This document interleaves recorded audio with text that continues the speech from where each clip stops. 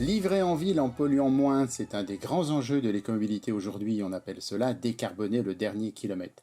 Mac de Lyon avait déjà testé le Peugeot e-Expert. Cette fois-ci, Mac de Lyon a pris le volant du e-Box M du constructeur singapourien Fest. Sa promesse, un gabarit minimum pour un chargement maximum.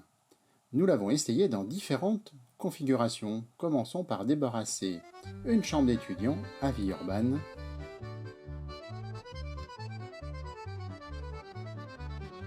Visiblement, tout tient, bibliothèque, table, chaise et bien d'autres choses.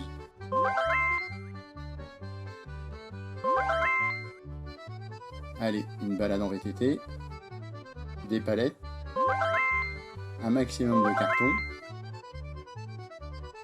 et un intrus. Pratique, la double porte latérale. On peut se garer côté gauche ou côté droit dans les rues de Lyon. Mais évidemment, un utilitaire, même électrique, ce n'est pas qu'une capacité de chargement, c'est aussi des sensations, un agrément de conduite. Nous avons donc testé le Fest sur la route. Découvrons donc nos impressions à son bord. Électrique, oulala, mais c'est une camionnette.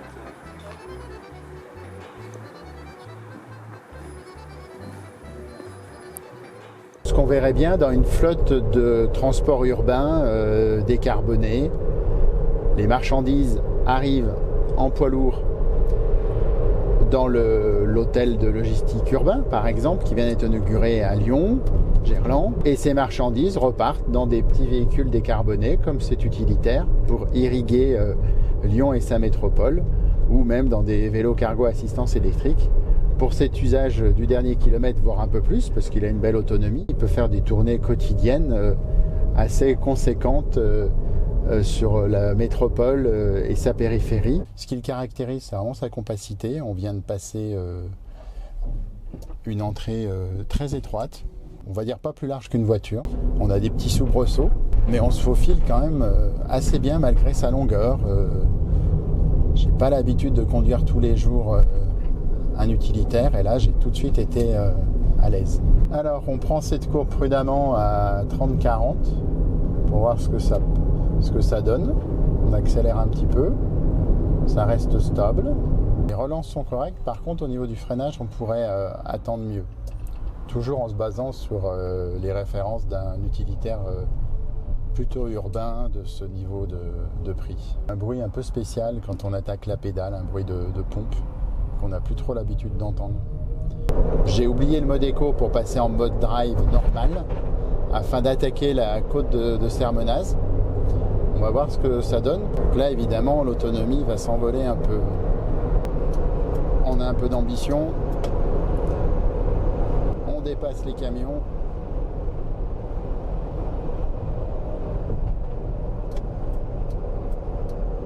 On est à 90 compteurs pour 90 limite. On sent qu'il donne tout là. Alors lui il roule sur la voie d'arrêt d'urgence. C'est un peu original.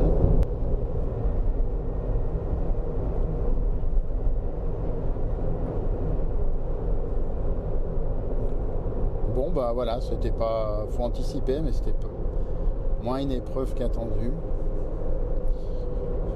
C'est quand même pas son terrain de prédilection, l'autoroute.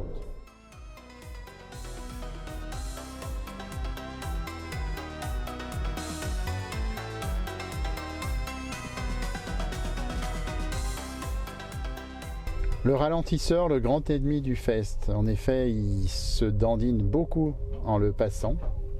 Donc il faut être relax.